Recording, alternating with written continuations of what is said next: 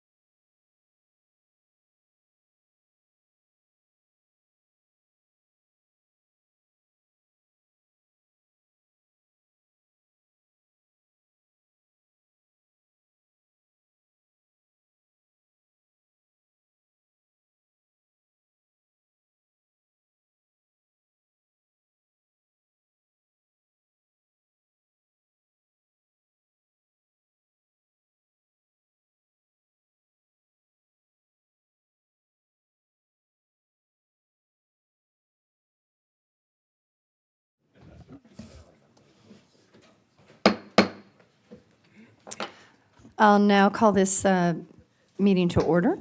Good morning, directors.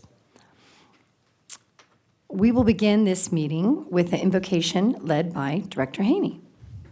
Please rise. Thank you. Please bow your heads with me. Dear God, during these challenging times when suffering is still felt, but there is also an abundance of joy, we ask you to stand alongside us and answer our personal prayers. We know sometimes the things we ask of you may seem insignificant, but we pray to you and ultimately ask you for a better world for all. We ask you to help us keep the light of freedom burning brightly in the skies above our great country. Please help us to make good decisions and keep our organization growing in goodness and continually striking first truth. Please watch over all who drive our roads and all roads and keep them safe. As we are meeting here today, please guide our hearts and our minds in the spirit of fairness, gratitude, good thought, and wisdom. Lord, we thank you for the people you have placed into our lives and hope you bless every one of them, along with our friends and family. Create in us an oasis of strength, love, and hope that others can rest within. Thank you, God, for being our source of guidance today. Amen. What a lovely prayer. And Director Meeks will go ahead and lead us in our Pledge of Allegiance. Madam Chair, Director Meeks is not present.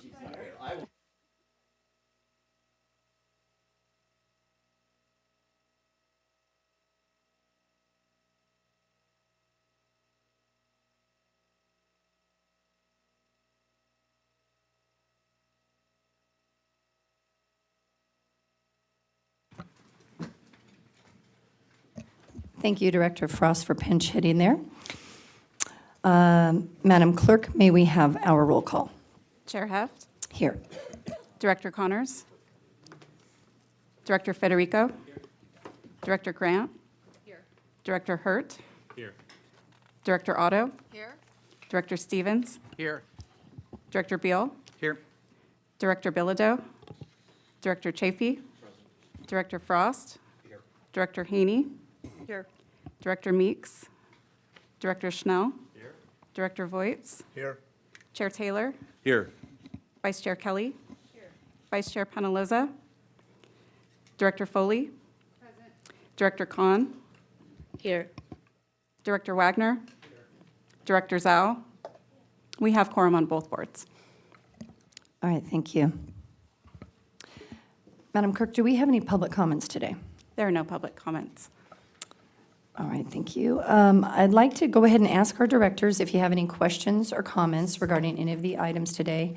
Please select the request to speak, if you can figure that out from the drop-down menu, on the device in front of you, and we'll be able to see your request. Now, at this time, we will move on to our San Joaquin Hills consent calendar items 1 through 3, 5, and 7. Are there any directors that would like to pull or discuss any items? All right. Seeing none, I'll go ahead and ask for an approval of our consent calendar. Move the consent calendar. Second. All right, so that is Director Foley and Director Otto. All right, we'll just do this by voice vote. All in favor say aye. Aye. Aye. Opposed? Abstentions? All right, that passes. Now we will move on to our Foothill Eastern consent calendar, and those are items 1, 2, and 4 through 6. Do we have any directors that would like to pull any of these items? Trish Kelly moves it. Second. All right, sounds good. All right, all in favor say aye. Aye. Opposed? Abstentions? That passes. Thank you. All right, now we will move on to our joint board business items. These are items 8 through 10. First on our agenda is our adoption of the annual budgets per items 8 and 9, fiscal year 2025 annual budget for each agency. These items will be presented jointly and then voted on separately. And this presentation will be given by CFO Howard Mallon. Howard, take it away. Thank you very much. Good morning. As you know, all of the budgets have been specifically presented in March to each of the respective committees, who then provided their feedback to the budgets that were then presented to the Operations and Finance Committees in the April workshop. Feedback there was then taken and presented through the budget documents that were provided to you before the May workshop. And today, then, I have a very shortened presentation in which then I will ask for approval of each of the budgets.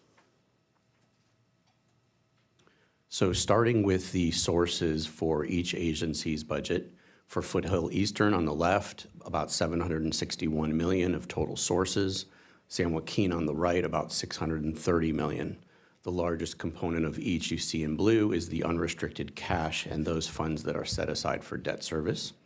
The unrestricted cash, if I can remind you, does go towards paying the non-operating costs of each agency, including the capital improvement programs and debt management, including early bond paydowns. So the remaining slices of the pie that you see then as sources for fiscal year 25's proposed budgets are the revenues, the largest component of which are the toll revenues that you see in purple. Then there are the other smaller components such as interest income, some small development impact fee income, penalty revenue, and then one item that I will point out for both agencies is that in that yellow slice, which is the fees, even though it is small, this will be the first time that both agencies receive fees from San Bernardino County for processing the transactions for their managed lanes. And those fees that we receive will exceed the expenditures that we do need to incur to process those transactions. And then the last component for Foothill only is the $3 million Habitat Conservation Fund of about $3 million.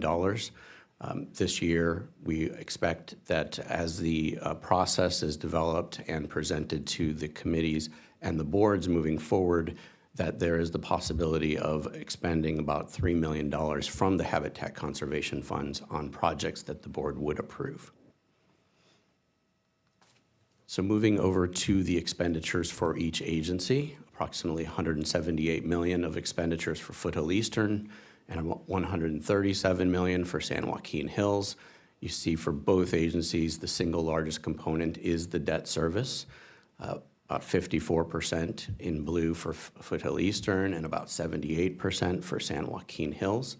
One other point to note that's not shown on this slide is the fact that in the budgets we do have for San Joaquin Hills callable bonds and per the board strategic plan, a pay down of about $200 million of those bonds, which will save future interest of about $300 million. The remaining components then are for the toll operations. You see there in the blue on the left, and then planning, environmental, and construction in purple. Foothill Eastern's is a larger slice of the pie than San Joaquin's, primarily due to the 24191 connector project. And then the remaining costs you see are the administration costs that we incur to support both the operations and the non-operating costs. So with that being said, the recommendation for the San Joaquin Hills Transportation Corridor Agency is to approve resolution number S2024-02, entitled A Resolution of the Board of Directors of the San Joaquin Hills Transportation Corridor Agency approving the budget for fiscal year 2025 in the amount of $136,799,581, and for Foothill Eastern to approve resolution F2024-03, entitled A Resolution of the Board of Directors of the Foothill Eastern Transportation Corridor Agency approving the budget for fiscal year 25 in the amount of $178,341,578. And with that, I'd be happy to answer any questions. Well, thank you for your presentation. That you did definitely make that short and sweet. I know that we've had some time to mull this over the last couple of months since we've been going over these numbers. Do we have any questions from directors? Seeing none. All right. Then I will go ahead and call for a vote. I'll move the recommended action. All right. Moved by Director Foley. Second. And seconded by Vice Chair Kelly. And is this for San Joaquin Hills? We need Can we move it for both? We can do, If I'm on if both. everybody's, is anybody looking to ask a question on either board at this point? All right, yeah, we can go ahead and You can move for both, but there do need to be two separate. Two separate votes? Okay, so then we'll have the motion that was just made, and then if we have a motion also for Foothill? I'll motion. Okay, so a motion from Vice Chair Penaloza? And I'll second that as well. All right, thank you, and Vice Chair Kelly. All right, so we'll go ahead and vote on San Joaquin first. All in favor, say aye. Aye. Aye. All opposed? No. Okay, we have one no from Director Wagner. And abstentions? All right, moving on to Foothill Eastern. All in favor, say aye. Aye.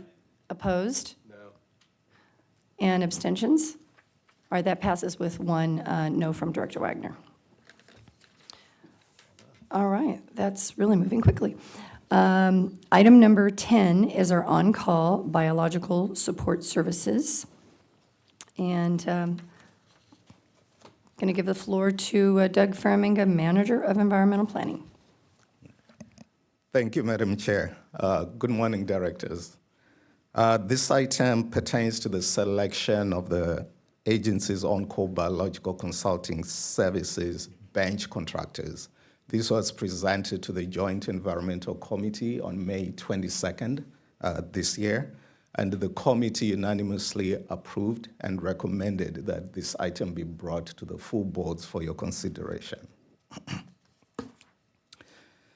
To balance the construction of the toll roads with the environment, the agencies have jointly set aside over 2,100 acres of conservation lands presented in these slides across 17 different sites in Orange County. There are a number of ongoing activities and resources required each year to fulfill our conservation land management commitments expressed in our permits with the wildlife agencies. We actively manage these lands with the help of our consultants to ensure that they continue to provide refuge for the different variety of wildlife species that call these sites home, most of which are protected at the state and federal levels. Our business model comprises a small staff augmented by highly qualified and experienced consultants. We rely on our on-call biological consultants to monitor, assess, and report on our mitigation sites as required through our permits. We also rely on our biological consultants to manage the agency's various activities, some of which are highlighted in this slide, including permitting, different types of surveys, construction monitoring, and interagency coordination. In 2016, through a competitive procurement process, the agencies entered into contracts with SOMAS and LendIQ for on-call biological services. These were 5-year contracts with 3 one-year extension options and will be expiring at the end of this fiscal year on June 30th. The agencies released a request for statement of qualifications on December 13, 2023. We received 7 responsive packages, and these were evaluated by a committee comprising of environmental staff and 1 external evaluator. The top 4 firms were shortlisted for interviews, which were conducted on March 5 and 6 this year. The top 3 successful firms are presented in this slide. SOMAS and LendIQ are our incumbent firms, and staff has been satisfied with both firms' performance. We are proposing to add a 3rd firm, Chambers Group, given the anticipated additional work in support of the agency's strategic plan initiatives, including the Foothill Eastern Habitat Conservation Fund and the long-term management of our perpetual mitigation obligations. New task orders will be issued based on team experience, availability, and cost. The 3 firms provided very impressive proposals with highly experienced teams covering the breadth of the agency's anticipated activities. Similar to the existing contracts, staff is proposing a term of 5 years with 3 one-year extension options for this new oncobiological consultant bench contracts. The estimated total contract value for the San Joaquin Hills Agency is approximately $600,000 over the life of the contract, including the optional years, with an average annual expenditure of about $75,000.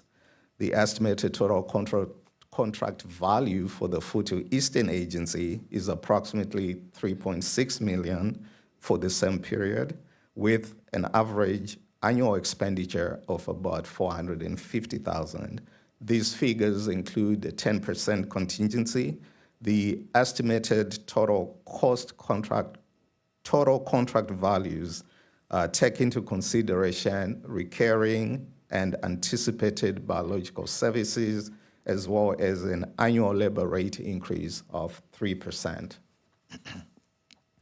Examples of recurring biological services required for the San Joaquin Hills include management of the agency's Bonita Creek Channel, maintenance of the Austin sand filter, a water quality control system at Bison Avenue in Newport Beach, which you can see in the middle photo, as needed management of the Coyote Canyon landfill mitigation site, Catalina View Toll Plaza fuel modification, spring tours, and activities related to the long-term management of the agency's perpetual mitigation obligations. For the Foothills Eastern Agency, the Upper Chiquita, Saddle Club, and Live Oak are our big ticket items.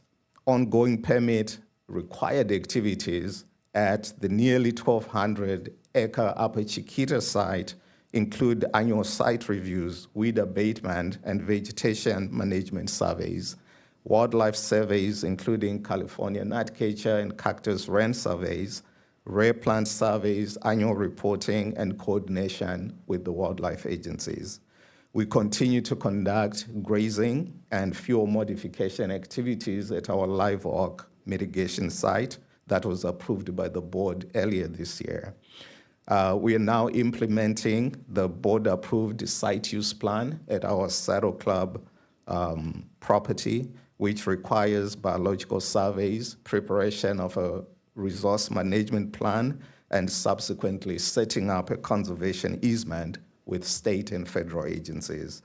Biological support services are also required for construction monitoring, spring tours, fuel modification at our toll plazas, habitat conservation fund-related activities, and wildlife agencies' annual reporting and coordination. Staff is requesting that the San Joaquin Hills Board approve the selection of Somers, LendIQ, and Chambers Group as the benched contractors pre-qualified to provide oncobiological consulting services for the agencies.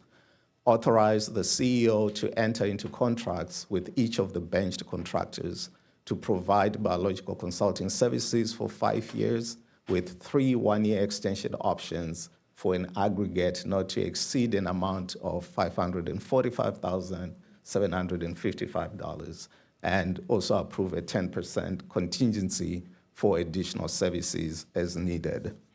Similarly, for the Foothills Eastern Agency, the recommendation is for the board to approve the 3 contractors, Somers, LendIQ, and Chambers Group, for 5 years with 3 one-year extension options for an aggregate not to exceed $3,281,066 plus a 10% contingency. That concludes my report, Madam Chair, and I'll be happy to take any questions the board may have. Thank you, Mr. Faraminga. Do we have any questions? Director Schnell.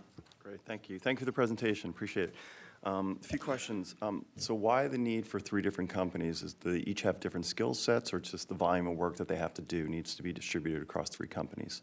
They're pretty much, the expertise is pretty much the same. It's biological services, but their not always available when Got we it. need them to be available. So it gives us the flexibility when we have 3 of them to cover the breadth of the activities we anticipate. Okay, well, thank you. And then you mentioned the 10% contingency, and there's also a 3%, I guess, Labor allocation increase. for labor. Is that inclusive of the 10% contingency, or is that additive to that 10% contingency, plus or minus? So we have the 10% after we have included the escalation over the years. But does that include, because I know you're talking labor and contingency, so is the potential increase in labor rates a part or built into that 10% contingency? No, that's separate. That is separate? Yes. So potentially 13%? Right. Okay, got it. And the last thing is it possible, I'm not a big fan of doing long-term contracts. Is it possible, instead of doing 5 and 3 one-year extensions, to do a 3-year, which I think, is long enough to show their performance and their capabilities? Can we do 3 years and then 5 one-year extensions? So we have done that term in the past, Yeah. 3+2, but the nature of the environmental world is permitting and dealing with resource agencies. 3 years is too short a time. It is. So we realized that we would have things that are still midway, and then you have Got to it. change contractors. So the 5 years seem to be the happy medium. Okay. All right, thank you very much, appreciate it. Thank you. Director Voigt? Yeah, thank you. I just want to say thank you to staff and thank you, Doug, Dr. Doug, for getting us out there to Upper Chiquita and the Saddle Club. For you that weren't at our spring tours, the fact is that the beauty that we have there is breathtaking, especially this time of year where we have the cactus blooming and we've got flowering. The elusive gnatcatcher we didn't get to see on this tour, but I've heard there are some out there, right? They are. So the fact that we are there, but the fact is that I want to say compliment TCA is still moving forward for public use and cross-throughs. The fact is we have wildlife corridors, so the fact is that we need hiking and equestrian corridors. And so is that included in the budget to actually open those up? And then one last question I'm going to add to that is that at the Saddle Club, we have old structures. We have a lot of pipe corrals, and those that know horses, those pipe corrals are worth something, and the fact is that, I'd hate to see any of those go to the dump. So the fact is, as much as that we can get out of there as possible. Are those included in the budget? So short answer is yes. So the recreational component, that's part of the Saddle Club property, and that's included in the Saddle Club budget.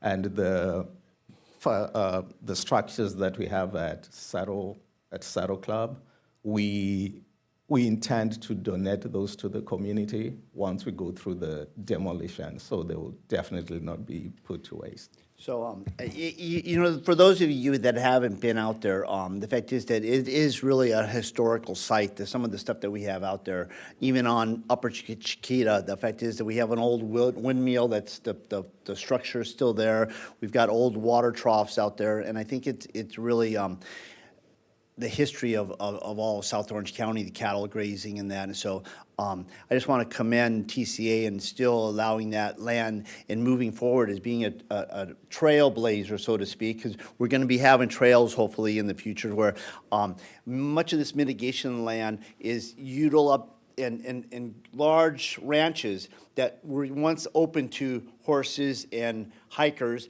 that now we have it fenced off and we have patrols, and those that are hiking or those that are in equestrian are locked out. So that it's really making it impediment for people to actually enjoy the great outdoors. And so I think some of our corridors that hopefully will get up will allow horses and hikers to go through our property without disturbing the natural habitat along the sides. And so I just want to say thank you, and thank you for the great tour. Thank you, Ryan. It was beautiful out there. Thank you, Director. All right, Director Schnell again. Sorry, I just want to go back to the 10% contingency and labor. Is it possible to do a tighter contingency? It just seems a 13% swing is pretty substantial. I mean, just on 3.2 million, you're talking another $500,000. I mean, I'd love to see that tightened up a little bit. So is it possible to do a 5% contingency plus the 3% allocation for labor? I mean, a 13% swing is pretty substantial, so. So I would ask Doug or Stephanie to consider what we went through in the prior contract. Okay. And if we utilize the contingency, that's what I would base it off of. Doug, do you have a response for that? Yes, so in the past, we've had 10%, and sometimes we get activities where you have, say, invasive species that you were not anticipating, and those you have to get in quick and use them. So it's also one of those that if we don't have those unanticipated activities, then we don't have to use the contingency. But the past contracts we have relied on that 10%. Okay, and historically, how far into that 10% have we gone? Have we gone all the way up to that 10% contingency limit, or has it been lower? I think the years where we've had like the stinkwort, which is the invasive species, yeah, we got pretty close to using that. Okay, but that 10% is pretty much what you've used in the past? That's pretty much standard for all our contracts. Okay, all right, thank you. Any other questions? Madam Chair, I'll move the item. All right, thank you. That's for Foothill. Foothill. Second. And we have a second from Director Foley and for Samokeen. Do we On have the a item? motion? I'll make the motion. All right, Director Otto moving and Chair Taylor seconding. All right, and we have no further discussion. Go ahead and take this separately, and we can go ahead and do it via voice vote to move staff's recommendation. Go ahead and take San Joaquin first. All in favor, say aye. Aye. All opposed? Abstentions? That passes unanimously. Now we'll move on to Foothill Eastern. All in favor, say aye. Aye. All opposed? Abstentions? All right, that passes unanimously as well. At this time, I'll ask the clerk if we have any public comments. There are no public comments. Okay, thank you. Mr. Chamberlain, do you have a report? I do. Thank you, Chair Heft. On May 29th, we had another 24191 Executive Committee meeting where we discussed project schedule, HOV policy, methods to progressively manage demand and volumes on the connector to ensure that both the connector, northbound 241, and the 91 corridor function at its optimal levels. And we also discussed the California Transportation Commission toll authority application, amongst other items with our partners. The biggest takeaway for me in the executive meeting, this was the first meeting that Ann Mayer was not there, the former RCTC exec director. Aaron Hake is the new exec director for RCTC. And my big takeaway, and you've been hearing this from me already, is that I believe partnering has been going very well with RCTC, OCTA, and Caltrans. But it was very nice to hear that both Daryl Johnson, the CEO for OCTA, and Aaron Hake, the exec director of RCTC, both concurred that partnering, although there's a lot of work still remaining to be done, partnering is going very well amongst the agencies. I do believe that we've turned a corner when it comes to partnering and moving forward with this project, and that's a good thing.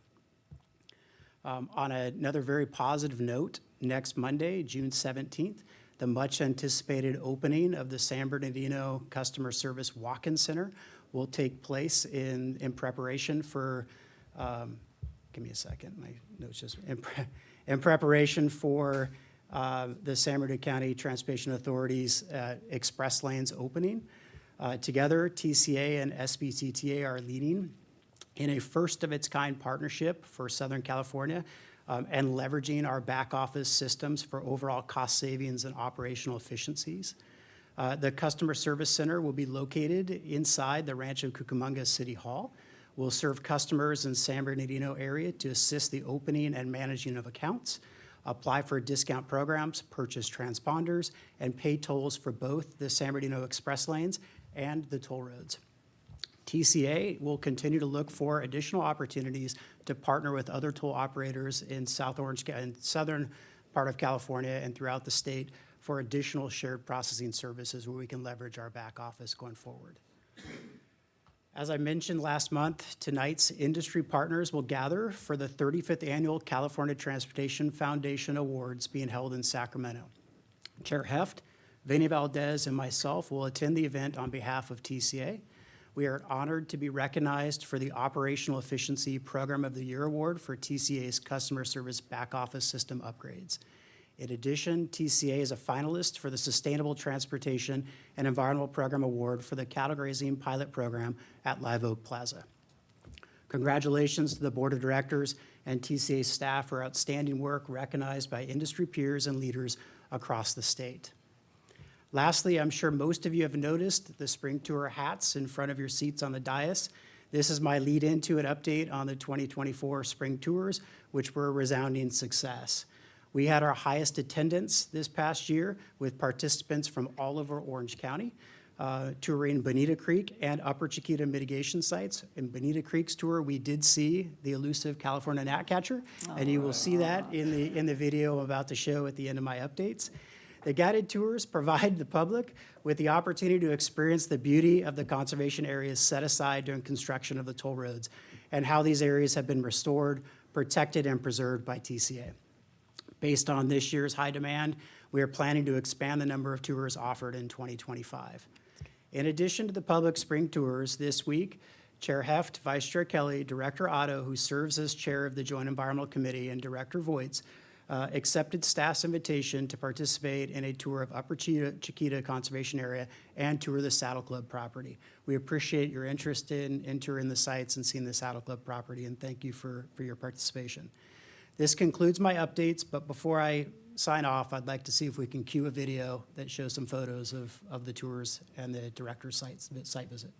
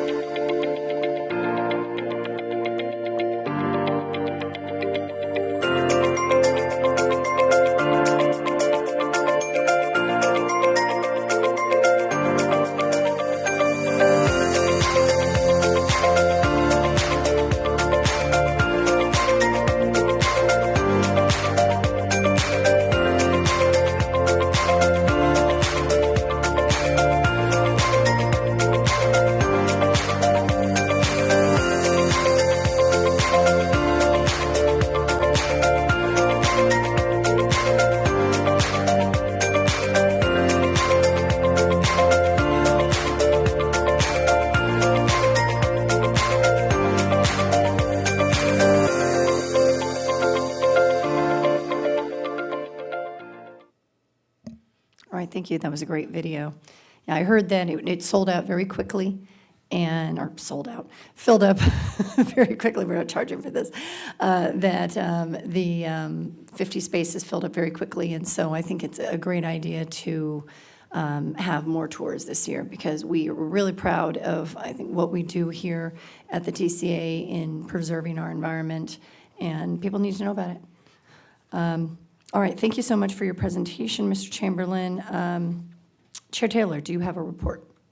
No report. I just wanted to say I'm just proud. I'm just thankful to be a part of this great agency, and very proud of the staff and all my fellow directors. So thank you. Definitely, definitely. I think a lot has been said about the tours. Mr. Chamberlain said that we had our tours this last Monday and Wednesday, Upper Chiquita on Monday and Saddle Club on Wednesday, and I mean, couldn't have said it better, Director Voits. It was fantastic both days. Upper Chiquita is just absolutely beautiful. we were basically rough riding up and down, the area and looking at all the different flora and fauna, and it's really beautiful, and I'm just so glad that it's been preserved. I know that I think a long time ago there was a plan for housing, and I can't imagine putting housing on such a beautiful area. And then for Saddle Club, we're going to be preserving that as well. You have a lot of historical monuments. You said the trough, the windmill at Upper Chiquita. So there's just a lot of different things that we want to make sure that we're not just bulldozing over, but we're looking to make it better and invite the public in, accordingly to be able to see God's beauty displayed at these two locations. And we also had a biologist, Travis, come, and I think he was very informative, told us a lot about, the different plants. I couldn't believe how many plants there are, and trying to remember all the names. What was it, curly dock and some of the others? Director Otto, we were trying to remember California buckwheat, California milkweed, just really, really, really amazing. I personally have a black thumb. I can't grow things to save my life, but I do appreciate it. So with that, I will go ahead and announce our next regularly scheduled meeting of the San Joaquin Hills Transportation Corridor Agency Board of Directors and the Foothill Eastern Transportation Corridor Agency Board of Directors will be held Thursday, July 11th, 2024, 9:30 a.m. here at the TCA offices. We are officially adjourned.